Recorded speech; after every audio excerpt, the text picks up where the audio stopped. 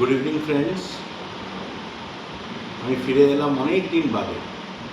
মাঝে এতদিন একদম টাইম পাইনি, সময় পাইনি, সেই জন্য প্রায় 1 মাসের কাছাকাছি আমার ভিডিও বন্ধ ছিল।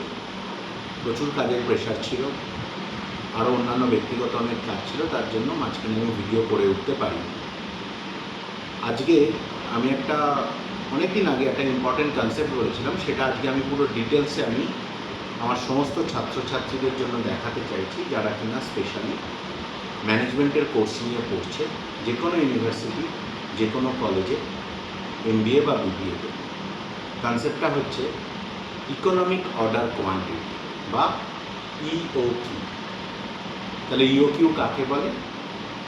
আগে ফার্স্টে ফর্মাল ডেফিনেশনটা বলে নিচ্ছি, তারপরে আমি সেটাকে ম্যানুয়ালি বোর্ডের মধ্যে সেটাকে ডিরাইভ করার চেষ্টা করব ফর্মুলা দিয়ে, এবং ফর্মুলাটা কীভাবে এসেছে সেটাও আমরা দেখার চেষ্টা করব। তাহলে EOQ কি? ইনভেন্টারি ম্যানেজমেন্টের সিস্টেমের মধ্যে সবথেকে যেটা ইম্পর্টেন্ট সেটা হচ্ছে দুটো কন্ডিশন। প্রোডাকশন অ্যান্ড অপারেশনস ম্যানেজমেন্টে আমার একটা ইম্পর্টেন্ট এবং সবথেকে গুরুত্বপূর্ণ জায়গা হচ্ছে ইনভেন্টারি ম্যানেজমেন্ট সিস্টেম। তাহলে ইনভেন্টারি ম্যানেজমেন্ট সিস্টেমের মধ্যে ইকোনমিক অর্ডার কোয়ান্টিটি কি বলছে না, economic order quantity is the optimal level of order quantity where ordering cost is exactly equal to the carrying cost and total cost of inventory will be minimum. Non economic order quantity হচ্ছে সেই particular order quantity যেটা কিনা একটা inventory সিস্টেমের ordering cost এবং carrying কস্টটাকে সমান করে বা সেই জায়গায় সমান হয়, এবং টোটাল ইনভেন্টারি কস্টটা যেখানে সব থেকে কম হয় সেটাকে বলে EOQ। তাহলে EOQ এর যদি আমরা আগে একটা ছবি আঁকি, আমি আগেও একবার এঁকেছিলাম ছবিটা, তো সেইটা আরেকবার আমি ড্র করার চেষ্টা করছি। সেটা হচ্ছে আমি এখানে, আশা করি তোমরা সবাই দেখতে পাচ্ছ বোর্ডটা ক্লিয়ার। এখানে আমি দুটো কার্ভ আঁকছি, একটা হচ্ছে ordering cost downward slope curve, যেটাকে আমি নাম দিলাম O, আর ক্যারিং কস্ট যেটাকে আমি নাম দিলাম C। এই দুটো কস্ট মিলিয়ে যে কস্টটা তৈরি হচ্ছে ইনভেন্টারি সিস্টেমের মধ্যে হচ্ছে টোটাল কস্ট অফ ইনভেন্টারি। এবার EOQ কি বলছে না, এই অর্ডারিং কস্ট এবং ক্যারিং কস্ট এই দুটো একদম সেম হবে সেই পার্টিকুলার পয়েন্টে যেখানে টোটাল কস্ট অফ ইনভেন্টারি সবথেকে কম। তাহলে সেই জায়গায় দেখতে গেলে আমরা যদি এই পয়েন্ট অফ ইন্টারসেকশন থেকে এই ছবিটা ড্র করি, তাহলে এই পার্টিকুলার পয়েন্টটা হচ্ছে আমার EOQ।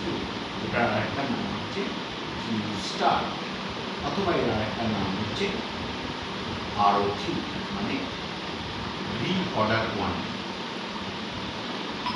এইবার EOQ এর এই যে কনসেপ্টটা, এটা কিভাবে এলো এটা আমরা আগে চেষ্টা করি আগে একটা ম্যানুয়ালি দেখা, আর তারপরে আমি বোঝাবো কেন carrying cost upward slope curve হলো, কেন ordering cost downward slope curve হলো, এবং টোটাল কস্ট অফ ইনভেন্টারিটা কেন এখানে ইউশেপ হয়ে এখানে মিনিমাম পয়েন্টে হলো। তাহলে আমরা একটা কন্ডিশন ধরে নিই যে একটা প্রোডাকশন ইউনিটে সারা বছর অ্যানুয়াল ডিমান্ড বা অ্যানুয়াল কনজামশন আমার আছে, যেটাকে আমি A দিয়ে ডিনোট করছি 1600 ইউনিট। আমি ধরে নিচ্ছি 1600 ইউনিট অ্যানুয়াল কনজামশন বা অ্যানুয়াল ডিমান্ড একটা প্রোডাকশন ইউনিট, যেখানে অর্ডারিং কস্ট হচ্ছে ₹100। মানে প্রত্যেকবার অর্ডার প্লেস করতে গেলে আমার 100 টাকা করে মিনিমাম আমাকে অ্যামাউন্টটা দিতে হবে। আর ক্যারিং কস্ট হচ্ছে ₹8 পার ইউনিট পার অ্যানাম। মানে আমি আমার ইনভেন্টারিতে একটা ইউনিট যদি মেটেরিয়ালকে স্টোর করে রাখতে চাই, তাহলে মিনিমাম আমার 8 টাকা খরচা হবে 1 বছর। এই হিসাবে আমরা একটা টেবিলকে ড্র করার চেষ্টা করছি। টেবিলটা কীরকম হবে ফার্স্টে লিখি। প্রথমে আমরা লিখি নাম্বার অফ ইউনিটস, মানে আমরা বিভিন্ন ধরনের কম্বিনেশন তৈরি করে দেখব যে সব থেকে বেস্ট কন্ডিশন কোনটা হচ্ছে, কত ইউনিট আমরা একসাথে আনাতে পারলে আমাদের ইনভেন্টারিতে সব থেকে টোটাল কস্টটা কম হবে। পরের কলামটার নাম দিচ্ছি number of order, number of order, এবং সেই ইউনিটটা আনাতে গেলে আমাদের কতগুলো অর্ডার জেনারেট করতে হবে বা দিতে হবে। তারপরে নাম দিচ্ছি অর্ডারিং কস্ট। অর্ডারিং কস্টকে যেখানে অলরেডি ও বলে ডিক্লেয়ার করেছি। আপাতত এই পর্যন্ত আমরা দেখি। তাহলে নাম্বার অফ ইউনিটস আমি প্রথম কম্বিনেশনে বলছি যে আমি 1600 ইউনিট একেবারে আনবো, কেননা আমার সেই ক্যাপাসিটি আছে, আমার প্রোডাকশন ইউনিটের মধ্যে সেই ইনফ্রাস্ট্রাকচার আছে, আমার কাছে সেই ম্যান পাওয়ার আছে, আমার কাছে সেই মেশিনারি আছে, সুতরাং আমি 1600 ইউনিট একেবারে আনবো। তাহলে তার জন্য কটা অর্ডার আমাকে জেনারেট করতে হবে? একটা অর্ডার আমাকে জেনারেট করতে হবে, পুরোটা একেবারে আনাতে পারছি, এবং তার জন্য আমার মিনিমাম খরচা হবে 100 টাকা। কারণ একটা অর্ডার জেনারেট করতে গেলে আমাকে 100 টাকা মিনিমাম খরচা করতে হয়, যেটা আমি আগেই বলেছি। 2 নম্বর হচ্ছে, এবার আমি পরের কম্বিনেশনে দিলাম, আমি বললাম যে না, আমার ততটা ক্যাপাসিটি নেই, আমি 800 করে ইউনিট একবারে আনাবো, তার বেশি আমি আনাতে পারবো না। তাহলে 800 করে ইউনিট যদি আনাই, আমার নাম্বার অফ অর্ডার লাগবে 2 মিনিমাম, কারণ আমার সারা বছরের চাহিদা হচ্ছে 1600। তাহলে সেটা ফুলফিল করতে গেলে 800 করে একবারে ইউনিটের অর্ডার দিলে আমাকে 2 মিনিমাম অর্ডার জেনারেট করতে হবে, এবং তার জন্য আমার খরচা হবে 200 টাকা। 3 নম্বর কম্বিনেশনে দেখি, আমি বললাম 800 জায়গায় 400, আরও কম করে আনাচ্ছি। তাহলে 400 করে যখন আনাবো, আমার নাম্বার অফ অর্ডার জেনারেট করতে হবে 4টে, এবং আমার খরচা হবে 400। সেই রকমভাবে 400 থেকেও কম করলাম 200। তাহলে 200 ইউনিট যখন আমি করবো, তখন আমাকে 8টা অর্ডার জেনারেট করতে হবে, এবং 8টা অর্ডার জেনারেট করার জন্য আমার খরচা হবে হচ্ছে 800 টাকা। সেই রকমভাবে আমি বললাম 200 নয়, আমি 100 আনাবো, 100 করে একবারে ইউনিটস আমি আনাবো। তাহলে আমাকে টোটাল সারা বছরের ডিমান্ড ফুলফিল করতে গেলে 16টা অর্ডার জেনারেট করতে হবে। 16 ইন্টু 100 1600, এবার আমার তাতে খরচা হবে 1600 টাকা। নেক্সট আমি বললাম যে 80টা করে আমি অর্ডার আনাবো, আরও কম। তাহলে 80টা করে যদি আমি অর্ডার আনাই, আমার তখন মিনিমাম নাম্বার অফ অর্ডার লাগবে 20টা, এবং তখন আমার খরচা হবে 100 টাকা করে, 2000 টাকা। সেই রকমভাবে আমি দেখলাম যে আরও কম একটা কম্বিনেশনে গেলাম 50 ইউনিট আনা, যে এটাই আমার ম্যাক্সিমাম ক্যাপাসিটি। তাহলে 50 ইউনিট করে যদি আনাই, আমার অর্ডার জেনারেট করতে হবে 32টা, এবং তার জন্য আমার খরচা হবে 3200 টাকা।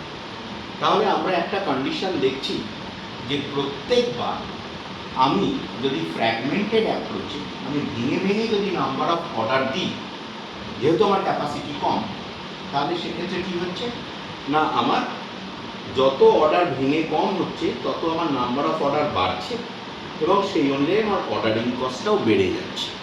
এবার আমরা দেখি ক্যারিং কস্ট। তাহলে ক্যারিং কস্টকে আমি বলছি Q/2 অ্যাভারেজ ইনভেন্টারি বলে একটা কলাম আমি তৈরি করি।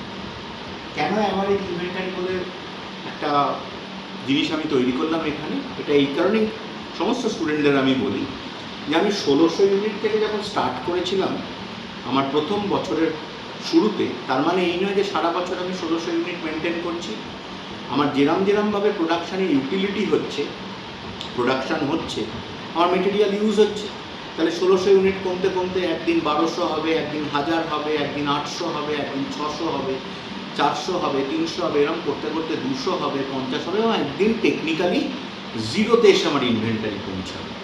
তাহলে আমাকে যদি কেউ জিজ্ঞেস করে যে সারা বছর আমি কত স্টক মেনটেন করি, তখন আমি 1600 বলবো না, আমার ফুল যেটা প্রথমে ছিল, আবার টেকনিক্যালি জিরোও বলবো না।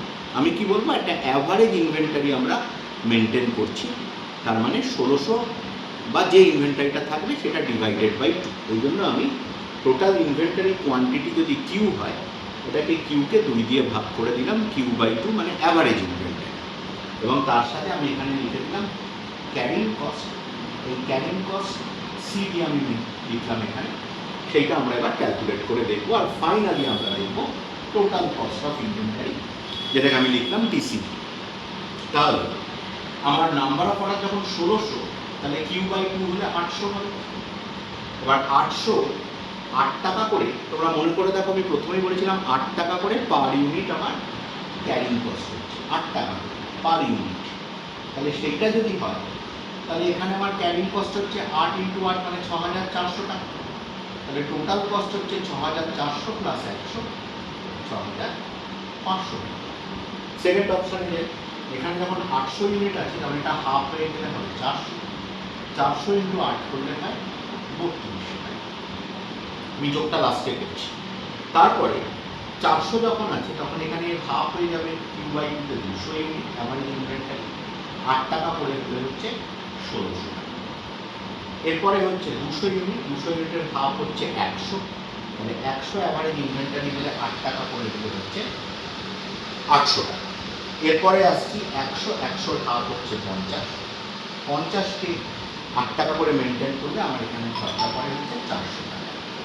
এরপরে আসছে 80, 80 হাফ হচ্ছে 40, তাহলে 40কে 8 টাকা দিয়ে গুণ করলে হয় 320।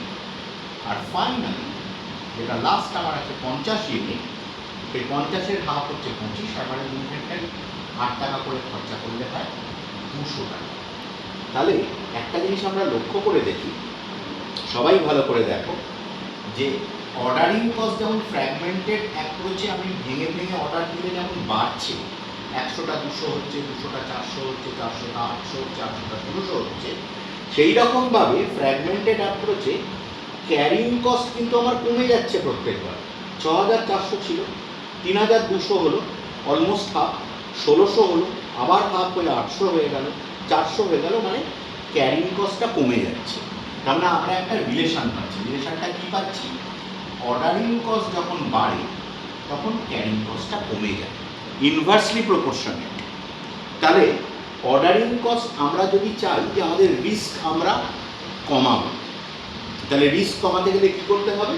আমাদের অর্ডারটাকে ভেঙে ভেঙে আনতে হবে, যাতে আমার সারা বছর ইনভেন্টারিটা অত মাল নিয়ে রিস্ক না নিতে হয়।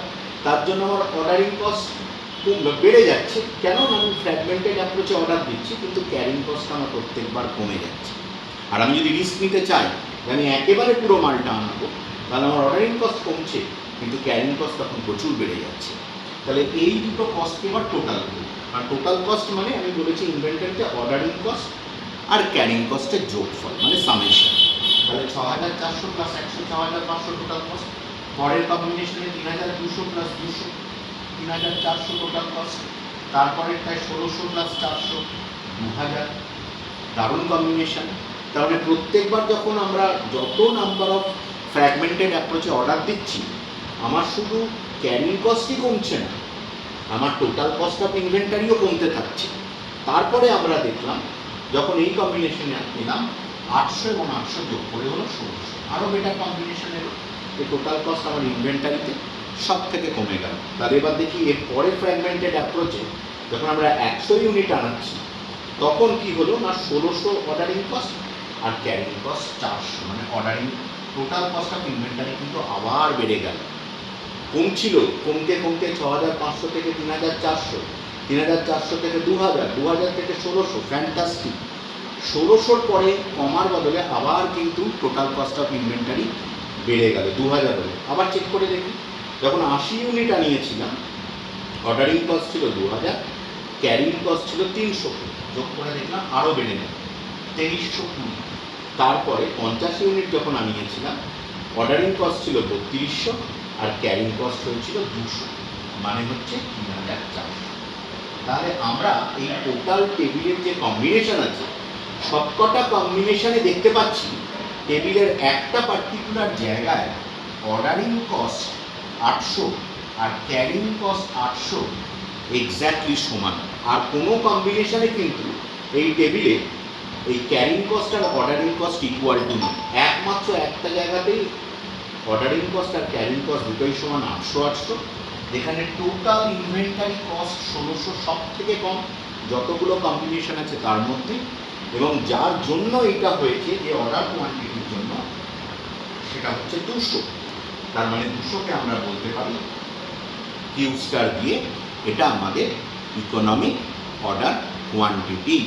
তাহলে ইকোনমিক অর্ডার কোয়ান্টিটি তোমরা মনে করে দেখো, আমি স্টার্টিংয়ে যে পার্টিকুলার ডেফিনেশনটা বলেছিলাম যে ইকোনমিক অর্ডার কোয়ান্টিটি হচ্ছে সেই অর্ডার কোয়ান্টিটি মিনিমাম নাম্বার ইনভেন্টারিতে, যার জন্য অর্ডারিং কস্ট এবং ক্যারিং কস্ট দুটো এক্স্যাক্টলি সমান হয় এবং টোটাল কস্ট অফ ইনভেন্টারি সবগুলো কম্বিনেশনের মধ্যে সব থেকে কম হয়। সেটাকেই বলা হচ্ছে ইকোনমিক অর্ডার কোয়ান্টিটি। এইবার তোমরা লক্ষ্য করে দেখো, আমি এই টেবিলটা মুছে দিচ্ছি। এইবার আমরা পার্টিকুলারলি যদি ছবিটায় আর একবার ফিরে আসি, ছবিটা আমি কি এঁকেছিলাম মনে করে দেখো, যে এইখানে আমাদের ডাউনওয়ার্ড স্লোপ কার্ভ হচ্ছে ordering cost, upward slope curve হচ্ছে ক্যারিং কস্ট, এই দুটোকে মিলিয়ে ইউ শেপ হচ্ছে টোটাল কস্ট। কেন টোটাল কস্ট ইউ শেপ হলো? দেখো প্রথমে মনে করে দেখো, আমার টোটাল কস্ট ছিল 6500, তারপরে কমে হয়েছিল 3400, তারপরে কমে হয়েছিল 2000, তারপরে একদম কমে হলো 1600, আবার বাড়তে শুরু করলো 2000, সেইখান থেকে 2320, তারপরে আলটিমেটলি 3400। তার মানে একটা মিনিমাম পয়েন্টের পরে টোটাল কস্ট কমতে কমতে কমতে কমতে আবার তারপর বাড়তে শুরু করে। এই জন্য টোটাল কস্ট অফ ইনভেন্টারিটা সবসময় ইউ শেপ হয়। এবং এই দুটো পয়েন্টকে অ্যাড করলে যেটা পাই পয়েন্ট অফ ইন্টারসেকশনে, সেটাই হচ্ছে আমার ইকোনমিক অর্ডার কোয়ান্টিটি বা কিউ স্টার। এখন এইটা ডাউনওয়ার্ড স্লোপ কার্ভ আর এটা আপওয়ার্ড স্লোপ কার্ভ। কেন? আমি দেখালাম যে অর্ডারিং কস্ট আর ক্যারিং কস্টের মধ্যে টেবিল থেকে একটা সম্পর্ক আছে, ইনভার্সলি প্রপোর্শনাল। অর্ডারিং কস্ট বাড়লে ক্যারিং কস্ট কমে, অর্ডারিং কস্ট কমলে ক্যারিং কস্ট বাড়ে। এই জন্য এটা ইনভার্সলি প্রপোর্শনাল বলে এই ছবিটার একটা ডাউনওয়ার্ড স্লোপ কার্ভ হয়েছে, একটা আপওয়ার্ড স্লোপ কার্ভ হয়েছে। ফাইন। এইবার আমরা চলে আসি ইওকিউ এর অ্যাকচুয়াল ফর্মুলা, এবং আমরা ফর্মুলাটা দিয়ে দেখার চেষ্টা করব টেবিলের যে রেজাল্টটা বেরিয়েছিল সেটা কি এক্স্যাক্টলি ফর্মুলা দিয়ে করলেও সেম হবে। দেখা যাক। আমি বলেছিলাম আমার অ্যানুয়াল কনজাম্পশন বা ডিমান্ড হচ্ছে 1600 ইউনিট, আমার অর্ডারিং কস্ট হচ্ছে ₹100 পার অর্ডার, আর ক্যারিং কস্ট হচ্ছে আমার ₹8 পার ইউনিট পার অ্যানাম। এবার আমার ইওকিউ এর ফর্মুলা কি? ইওকিউ এর ফর্মুলা হচ্ছে square root of 2AO divided by C. এই অ্যাব্রিভিয়েশনটা ডিপেন্ড করে, অনেক বইতে অনেক রকমভাবে দেওয়া থাকে, প্রত্যেকটাই কোনো কোনো বইতে দেওয়া থাকে square root of 2UP by S. তার মানে সেখানে ইউ মানে কি বলছে? ইউ মানে বলছে অ্যানুয়াল ইউসেজ, পি মানে বলছে হচ্ছে প্লেসমেন্ট কস্ট, কারণ অর্ডারিং কস্টের আর একটা নাম হচ্ছে প্লেসমেন্ট কস্ট। প্রত্যেকটা অর্ডার দেওয়ার জন্য, অর্ডারটাকে প্লেস করার জন্য এটাকে বলা হয় প্লেসমেন্ট কস্ট। আর ক্যারিং কস্টকে বলা হয় এস, মানে স্টোরেজ কস্ট বা হোল্ডিং কস্ট। তাহলে ফর্মুলাটা এখানে ম্যাটার করে না, ম্যাটার করে কনসেপ্টটা। তো আমি আমাদের বোঝার সুবিধার জন্য আমি করেছি square root of 2AO by C. এখানে এ হচ্ছে অ্যানুয়াল ডিমান্ড, ও হচ্ছে আমার অর্ডারিং কস্ট, আর সি হচ্ছে ক্যারিং কস্ট। এবার ফর্মুলাটা দিয়ে এখানে বসিয়ে দেখি ভ্যালুটা কি আসছে। Square root of 2, annual demand হচ্ছে 1600 ইউনিট, ইন্টু ও 100 টাকা, ডিভাইডেড বাই সি মানে 8 টাকা। এই রেজাল্টটা ক্যালকুলেট করে তোমরা দেখো, রেজাল্টটা এক্স্যাক্টলি আসবে 200 ইউনিট। তার মানে কি বোঝা গেল? আমরা টেবিল থেকে যে ভ্যালু বার করেছিলাম ম্যানুয়ালি ইওকিউ এর কনসেপ্টে 200 ইউনিট, সেটা তো তোমাদের বোঝাবার সুবিধার জন্য যে ইওকিউ ব্যাপারটা কি, অ্যাকচুয়ালি ফর্মুলাটা দিয়ে করলে একই রেজাল্ট আসছে। কারণ ইওকিউ এর ফর্মুলা হচ্ছে square root of 2AO by C. আর মাথায় রেখো অ্যানুয়াল ডিমান্ড বলছে, তো অর্ডার উইকলি থাক, মান্থলি থাক, কোয়ার্টারলি থাক, সেমি অ্যানুয়ালি থাক, যে কোনো ফরম্যাটে থাক, আমাদের সবসময় সেটাকে ইয়ারেই কনভার্ট করতে হবে। ফর এক্সাম্পল যদি বলি যে উইকে আমার 50 ইউনিট ডিমান্ড আছে, ছাত্ররা প্রায় ভুল করে, স্টুডেন্টসরা ওরা কী করে না, ওই 50টাকেই এ হিসাবে বসিয়ে দিল। সেটা কিন্তু হবে না। 50 × 52 কেন না, সারা বছর যদি সেটা নর্মাল ইয়ার হয় 365 দিনে 52টা সপ্তাহ হয়, তাহলে সেক্ষেত্রে তখন অ্যানুয়াল ডিমান্ড কিন্তু হয়ে যাবে 50 × 52। সেরকমভাবে কোয়ার্টারলি দিলে যেটাই থাকুক, সেই অ্যানুয়াল ডিমান্ডটা হয়ে যাবে 50 × 4, সেমি অ্যানুয়ালি দিলে 2, এরকমভাবে জিনিসটা আমার করতে থাকবে। এইবার কথা হচ্ছে ফাইনালি যেটা আজকে তোমাদের এই ভিডিওতে আমি দেখাবো, এই ফর্মুলাটা এলো করতে। হঠাৎ করে আমি যে লিখলাম square root of 2AO by C, এটা এলো করতে। আমরা প্রথমেই মনে করে দেখো ইওকিউর মধ্যে একটা কন্ডিশন দিয়েছিলাম। কন্ডিশনটা হচ্ছে ordering cost is exactly equal to carrying cost. এই কথাটা আমরা বলেছিলাম, অর্ডারিং কস্ট আর ক্যারিং কস্ট সমান। এবার অর্ডারিং কস্ট মানে অর্ডারিং কস্ট কথাটার মানে হচ্ছে number of order into cost per order, এটাই আমার অর্ডারিং কস্ট হয়ে গেল। আর ক্যারিং কস্ট মানে হচ্ছে অ্যাভারেজ ইনভেন্টারি, এটা আমি তোমাদের বোঝালাম, average inventory into storage cost, এটা দাঁড়াবে সেটা। তাহলে তোমরা বলো নাম্বার অফ অর্ডারটা আমরা পাবো কি? নাম্বার অফ অর্ডারটা পাবো অ্যানুয়াল ডিমান্ডকে যখন আমরা কিউ দিয়ে ভাগ করব তখন আমরা নাম্বার অফ অর্ডারটা পেয়ে যাব। ঠিক যেভাবে 1600কে 800 দিয়ে ভাগ করে 2 পাচ্ছিলাম, 1600কে 400 দিয়ে ভাগ করে 4 পাচ্ছিলাম, 1600কে 200 দিয়ে ভাগ করে 8 পাচ্ছিলাম।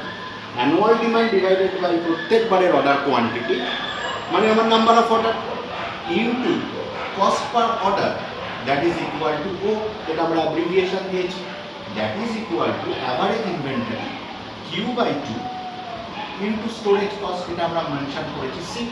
এবার জাস্ট ডায়াগোনালি আমরা ইকুয়েশনটাকে সলভ করি। তাহলে বাঁ দিকে যদি আমি ওপর নিচে ডায়াগোনালি গুণ করি কি পাবো? Q into Q, Q square into C, that is equal to 2 into A into O. ডান দিকে ইকুয়েশনটা কি হলো?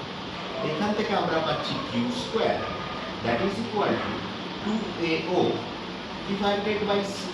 তাহলে আলটিমেটলি কিউ মানে কি পেলাম? কিউ মানে যেটা আমার ইও কিউ, সেই ইও কিউটা আমরা কি পেলাম না, square root of this, square root of 2AO divided by C. তার মানে এইখান থেকে যে ভ্যালুটা ছিল সেই ভ্যালুটা আমার যখন পরবর্তী স্টেপে লিখছি যে Q is equal to square root of 2AO divided by C. আশা করি তোমরা পুরো কনসেপ্টটা বুঝতে পেরেছো।